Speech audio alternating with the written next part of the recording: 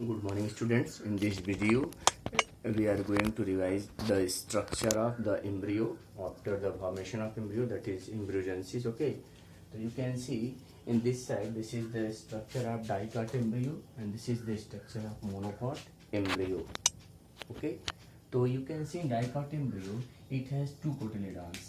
These are cotyledons. These are the cotyledons in case of dicot embryo. In dicot embryo, there are two cotyledons at the center. This is the embryonal axis. Okay, this is the embryonal axis, and you have to know the term. What is this? Is the plumule. This is the plumule part. Okay, so you can see this is the embryonal axis, and this is the level of cotyledon. This is known as level of cotyledons. Vertically it is the embryonal axis, and transverse it is the level of cotyledons, and the level of cotyledons above the and the in the part of embryonal axis above the level of cotyledons is known as epicotyle, and the part of embryonal axis below the level of cotyledons is known as hypocotyle. Once again, what do you mean by epicotyle? The part of embryonal axis that is present above the level of cotyledons known as epicotyle, and the part of embryonal axis that is present below the level of cotyledons known as hypocotyle in case of dicot embryo. So in case of dicot embryo, you have to learn about it has an embryonal axis and level of cotyledons, and the part of embryonal axis above the level of cotyledons is known as epicotyle, and the part of embryonal axis below the level of cotyledons is known as hypocotyle. And in case of dicot embryo, there are two embryonal axes. By the simple diagram, you can see this is the plumule and this is the cotyledons. Okay, so you can also define epicotyle.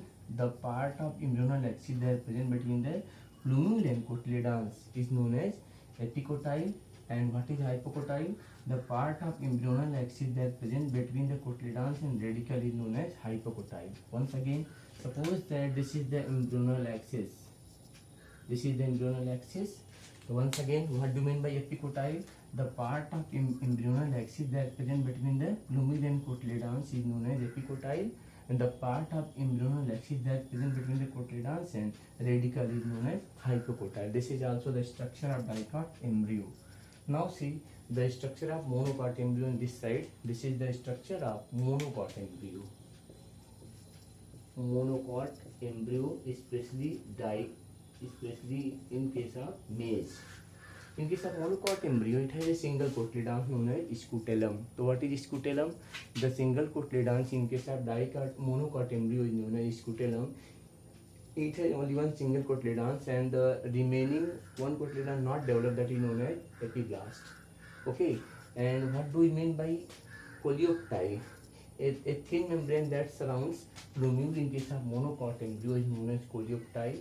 And what is coleorhiza? A thin membrane that surrounds a radicle of monocot embryo is known as coleorhiza. So what is coleoptile? A thin membrane that surrounds the plumule in case of monocot embryo is known as coleoptile, and a thin membrane that surrounds the radicle in case of monocot embryo is known as coleorhiza. So these terms are very important in case of monocot. What do you mean by scutellum? The single cotyledon in case of monocot embryo is known as scutellum. What do you mean by coleorhiza? A thin membrane that surrounds radicle in case of monocot embryo is known as coleorhiza, whereas a thin membrane that surrounds the plumule in case of monocot embryo is known as coleoptile. In case of monocot embryo, it has single cotyledons. In case of dicot embryo, it has two cotyledons. Once again, what do you mean by epicotyle in case of dicot embryo? So you can define the part of embryonal axis that is present between plumule and cotyledons is known as epicotyle, and the part of embryonal axis that is present between the cotyledons and radicle is known as hypocotyle. Okay, one more definition you can define. The part of embryonal axis that is present above the level of cotyledons known as epicotyle. This is above the level of cotyledons, epicotyle, and the part of embryonal axis that is present below the level of cotyledons known as hypocotyle. So this is all about structure of monocot and dicot embryo. This embryo develops from the division of the zygote by the process of embryogenesis.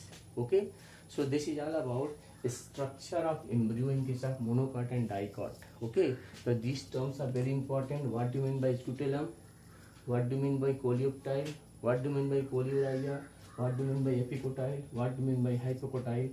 Okay, and in case of embryo, the plumule gives rise the complete shoot system of the plant, and radicle gives rise the complete root system of the plant in case of both monocot and dicot embryo. Once again, what is the function of plumule? Plumule gives rise the complete shoot system of the plant. Shoot system consists of the parts of the plant that present above the soil, and root system consists of the part of the plant that present below the soil. So this is all about various parts of the monocot and dicot embryo.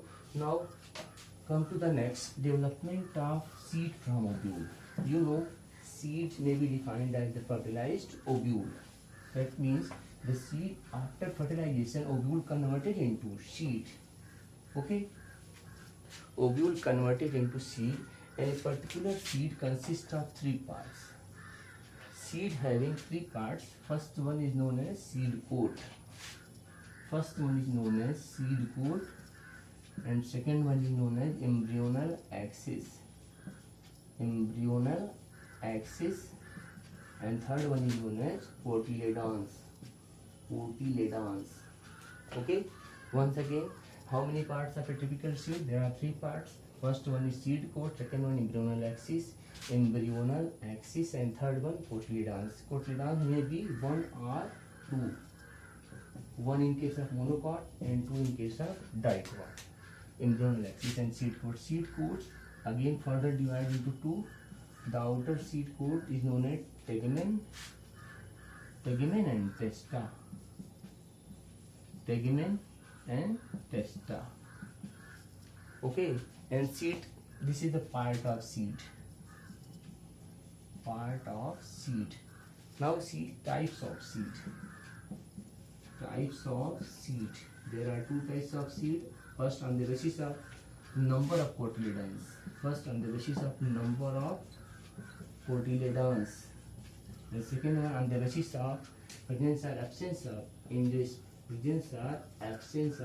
endosperm. Endosperm. So on the basis of number of cotyledons, seeds are of two types: monocot seed and dicot seed. Monocot seed and dicot seed. The seed which has single cotyledons known as monocot seed. What do you mean by monocot seed?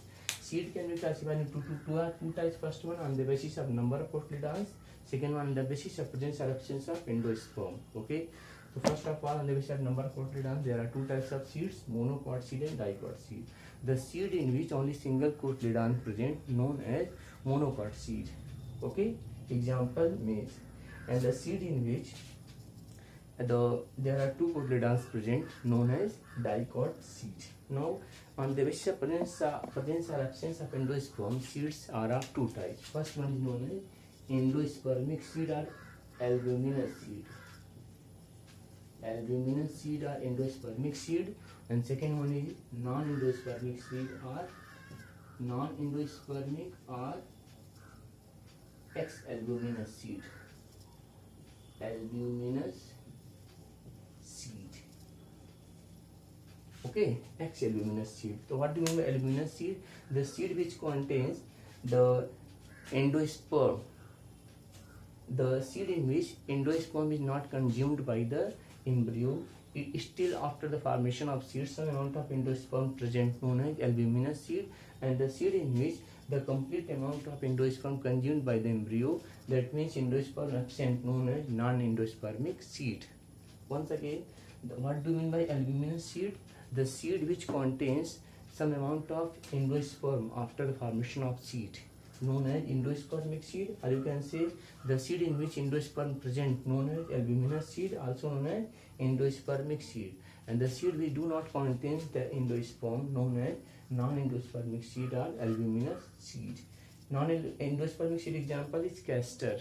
Okay, so this is all about structure of monocot and dicot embryo, and second one, types of seed and part of seed.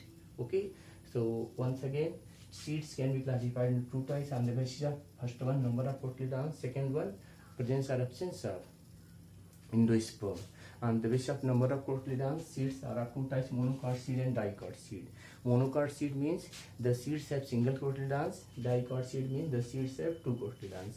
Endospermic means after the formation of seed, endosperm present, known as endospermic or albuminous seed, and the seed in which the complete amount of endosperm consumed by the embryo, known as non-endospermic seed or X-albuminous seed. So this is all about the third post-fertilization event, that is development of seed from ovule. Thank you.